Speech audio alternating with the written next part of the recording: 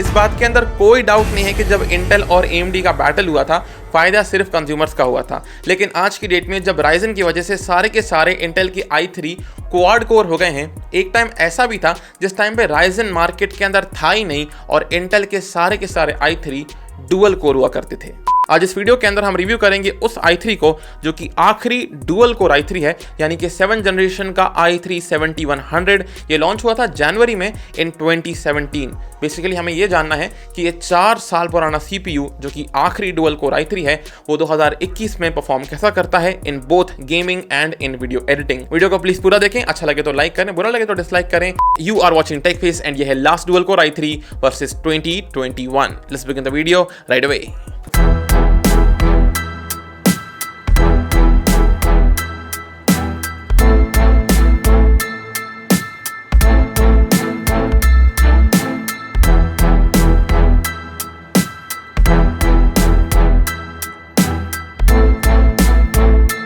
यहाँ पे टेस्टिंग करने के लिए मैं इस्तेमाल कर रहा हूँ Asus का Prime Z170 मदरबोर्ड। मैं इस्तेमाल कर रहा हूँ Corsair Dominator Platinum 8GB की रैम की किट 16GB। लेकिन मैंने रैम की फ्रीक्वेंसी को यहाँ पे डायल डाउन कर दिया है बिकॉज यूजुअली जब भी लोग i3 का इस्तेमाल करते हैं तो वो परचेज करते हैं H110 मदरबोर्ड, ना कि Z170 मदरबोर्ड। Z170 बेसिकली काम आता है i7 के साथ में या i5 के साथ में, तो इसलिए मैं रैम की फ्रीक्वेंसी को डायल डाउन कर दिया मैंने यहाँ पे। एंड यहाँ पे मैं इस्तेमाल कर रहा हूँ अपने GTX 1080 Ti को, एंड मैं इस्तेमाल कर रहा हूँ 750 वाट के गोल्ड सर्टिफिकेशन वाले पावर सप्लाई यूनिट को बाय एनटेक। यह है ADATA XPG कैबिनेट और यहाँ पे लगा हुआ है डीप कूल का 240 मिलीमीटर का AIO। तो ये रहा अपना सिस्टम। अब सीधे शुरू करते हैं टेस्टिंग से on the screen right now. सबसे पहले बारी आती है सिंथेटिक बेंचमार्क्स की। तो यहाँ पर मैं यूज कर रहा हूँ Cinebench R15 को और Cinebench R23 को। R15 के बारे में बात करें तो यहाँ पर सिंगल कोर का स्कोर आता है 159 पॉइंट्स का और मल्टी कोर का स्कोर आता है 390 पॉइंट्स का। वहीं Cinebench R23 में देखें तो सिंगल कोर है 997 पॉइंट्स का और मल्टी कोर है 2474 पॉइंट्स का। आसान भाषा में समझा जाए तो ये जो CPU है इसका सिंगल कोर काफ़ी ज़्यादा सॉलिड है, पर इसका जो मल्टी कोर परफॉर्मेंस है वो उतना कुछ खास नहीं है। पर अगेन वो तो होना ही था क्योंकि ये एक डुअल कोर CPU है and that was really about to happen. अगला है वीडियो एडिटिंग यानी कि प्रीमियर प्रो का टेस्ट। यहाँ पर मैंने 10 मिनट की एक 1080 पिक्सल की 30 FPS वाली टाइमलाइन को एक्सपोर्ट किया हुआ है। इस टाइमलाइन के अंदर 4K वीडियोस भी हैं, 1080 पिक्सल के वीडियोस भी हैं, एडजस्टमेंट लेयर्स भी हैं, वॉप स्टेबलाइजेशन और म्यूजिक वगैरह भी मैंने इसमें अलग से ऐड किया हुआ है। देखा जाए तो ये टाइमलाइन आसानी से एक टिपिकल यूट्यूब वीडियो को सिमुलेट करती ही है।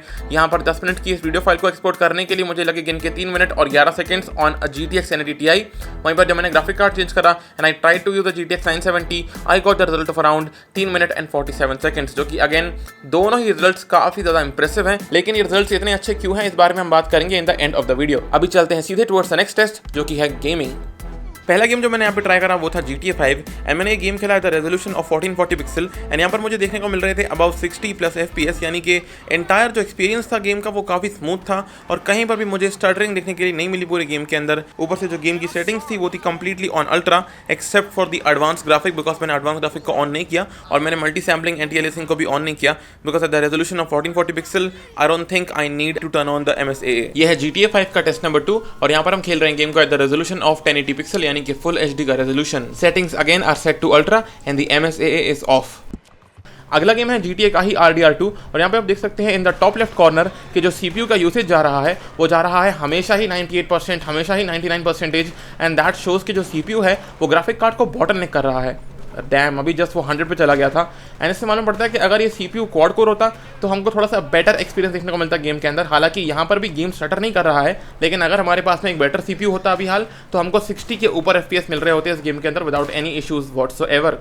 अब चलते हैं टुवर्ड्स द नेक्स्ट गेम और अगला गेम है Cyberpunk 2077। और अगर आप इस गेम के अंदर टॉप लेफ्ट कॉर्नर पे फोकस करते हैं तो आप रियलाइज करेंगे कि इसके अंदर जो i3 है बेचारे की पूरी तरह से वाट लग चुकी है because the i3 is going up to 100% का CPU यूसेज। अब ऐसा नहीं है कि उस वजह से हमारा जो गेम है वो अटक रहा हो या स्टटर कर रहा हो, बल्कि ऑन द कॉन्ट्ररी गेम तो बहुत ही स्मूथ चलता है। इस just I have notice this one thing कि जहां पर भी बहुत सारी बिल्डिंगें हैं या जहां पर बहुत सारी कार्स हैं वहां पर जो फ्रेम रेट है वो ड्रॉप हो जाता है। It gets up to as low as 35 FPS, 33 FPS, लेकिन तब भी गेम बहुत ही प्लेबल है। एंड यहाँ पर आप देखा जाए तो अगर आप ऐसी जगह पर जाते हैं जहाँ पर आप बिल्डिंग के अगर अंदर घूम रहे हैं या आप बिल्डिंग के थोड़ा सा दूर हैं तो वहां पे आपको मिल जाते हैं इजी अराउंड 60 FPS, यानी कि ये जो CPU है वो अपनी एज दिखा रहा है या तो फिर ये जो गेम है ये गेम ही थोड़ा सही नहीं है। Also let me know in the comment section below कि क्या आप साइबरपंक खेलते हैं या आप ये गेम खेल चुके हैं या आपको ये गेम खेलने में इंटरेस्ट है, because I really want to know कि साइबरपंक को लेके आपके क्या थॉट्स हैं। प्लीज़ कमेंट करें इस बारे में एंड मूव करते हैं सीधे towards the next game right away. Next game था बैटलफील्ड 5 और यहाँ पे हमको देखने को मिलता है कि सबसे ज़्यादा जो डिफिकल्ट एरिया है पूरे गेम का, जहाँ पर बहुत सारे एक्सप्लोजन हो रहे हैं, बहुत सारे लोग हैं, बहुत सारे टैंक्स हैं, यहाँ पे भी हमको मिल जाते हैं ईजिली अबव 60 FPS। एंड अगर हम थोड़े से नॉर्मल एरिया पे जाते हैं तो वहाँ पर हमको मिलते हैं 70+ FPS, विच इज़ काफ़ी ज़्यादा कमेंडेबल। एंड अगेन जो CPU का यूसेज है वो 90% से ऊपर कभी भी नहीं जाता है इस गेम के अंदर। So that was battlefield 5। अब चलते हैं टुवर्ड्स द नेक्स्ट गेम। आखिरी के बचे हैं दो games, counter strike global offensive and apex legends, और दोनों ही गेम्स के अंदर I was able to get 144 FPS के ऊपर वाले FPS without any issues. So kudos to 7100। अब चलते हैं सीधे towards the conclusion part of the video. और इस गेम के लिए तो मेरे पास में कोई कमेंट्स है ही नहीं भाई।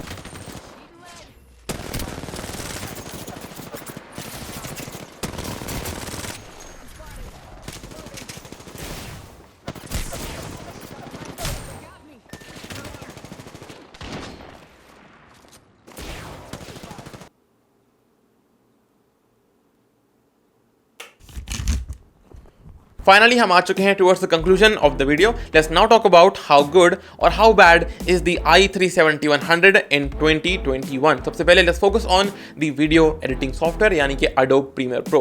अब मैंने Adobe Premiere Pro के अंदर करे हैं टोटल मिला के दो टेस्ट, एक by using a GTX 1080 Ti and दूसरा बाय यूजिंग अ GTX 970। अब इन दोनों ग्राफिक कार्ड्स के अंदर बहुत ज़्यादा अंतर है, लेकिन तब भी हमने नोटिस करा ये बात को कि जो इंटेल का i3 था उसने काफ़ी अच्छा रिजल्ट दिया in both of the GPU। And the reason why Intel was able to give out such good results was because of the existence of the Intel का चिप जिसका नाम है Intel का क्विक सिंक फीचर। इसके ऊपर और information मैं डाल दूंगा डिस्क्रिप्शन बॉक्स के अंदर, आप जाके उसे रीड कर सकते हैं। लेकिन अगर छोटा छोटा देखा जाए ना तो बेसिकली अगर आप डुअल कोर राइजन को कंपीट कराते हैं with the dual core i3, इसमें कोई डाउट की बात नहीं है कि इंटेल का जो डुअल कोर है वो राइजन के डुअल कोर को आसानी से बीट कर देगा in Premiere Pro because of the existence of this Quick Sync का फीचर। अब चलते हैं टुवर्ड्स कंक्लूजन नंबर 2 यानी कि वीडियो गेम्स।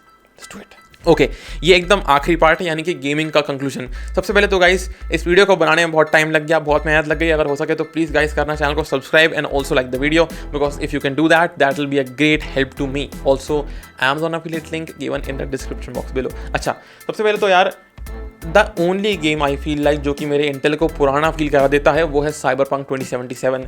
एक तो मुझे वो गेम वैसे ही पसंद नहीं था, ऊपर से वो गेम मेरे हर CPU के संग नाटक करता है, इसलिए उसको भूल जाते हैं और फोकस करते हैं बाकी बचे हुए गेम्स की तरफ। यहाँ पे हमने जो बात नोटिस करी वो ये थी कि सारे के सारे गेम्स के अंदर एक बात कॉमन थी, वो ये थी कि जो गेम्स हमने खेले आज all the games were absolutely smooth and stable.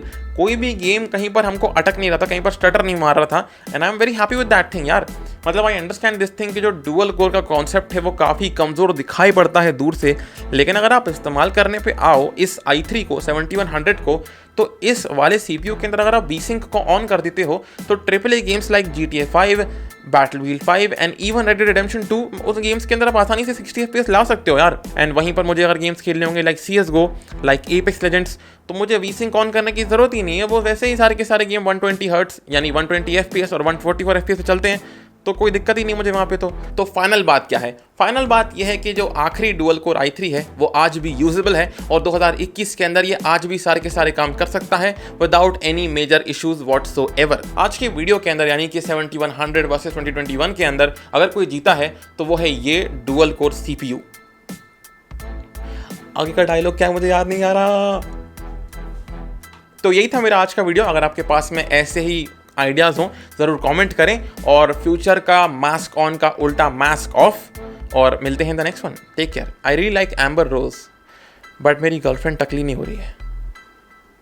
Okay bye.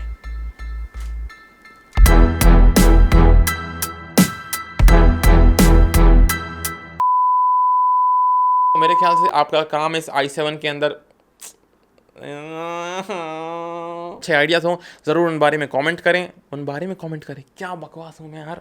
Share तो कोई करता नहीं, तो एक काम करना, सब्सक्राइब करके नोटिफिकेशन बेल को रिंग कर देना, अपनी एंट्री भेज देना सेटअप वॉर्स की, और फॉलो कर लेना मेरे को इंस्टाग्राम के ऊपर। सबसे पहले तो मैंने रैम की जो फ्रीक्वेंसी का इस्तेमाल किया था यहाँ पे वो थी 2400 मेगाहर्ट्ज। बढ़िया। तो साइबरपंक जो है ना मेरे i3 की आंखों को एकदम प्यास की तरह फील कराता है। Finally I have reached. पता है क्या, एक काम करते हैं, बैठ जाते हैं जरा। सड्डे नाल रहोगे तो ऐश करोगे। आपके पास जो पार्ट्स है ना कंप्यूटर के वही बेस्ट है।